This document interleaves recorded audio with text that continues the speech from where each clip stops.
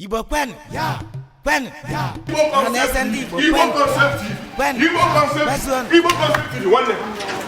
One put up after way and make it put up. All Igbo concept. I went there and the idea do that was like it. Line on the Igbo concept TV. Line Igbo concept TV. Oh, Kachaki Beya. Hane Hino Blabasara Igbo. Ha na-eme ka asụsụ Igbo ihe ọbụla na-eme n'asụsụ Igbo na nke Igbo ka ọ na-aga n'anya nwanne n'anya nwere ihe ọbụla bụ nwere egwu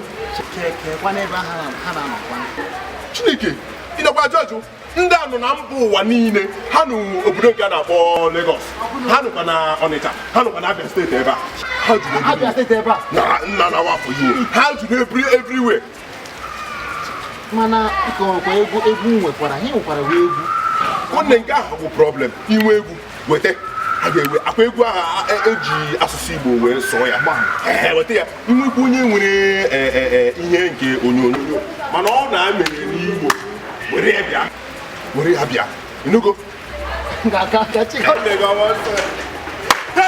Igbo Concept TV ọkacha ka ibe ya mma ọwụ mgbe ọbụla ime ihe ọ bụrụ na ọwụ n'asụsụ Oyibo ka iji eme ya asị na aga enwe ya mana ugbu a ekele ndị Chineke ndị wepụtara ndị Igbo Concept TV ka ihe ọbụla emege n'Igbo ka ha na-eme ya na-ehi ya ndị mmadụ ya na-aba aga ebe niile Igbo Concept TV ọwụ n'ụwa kacha nwanne were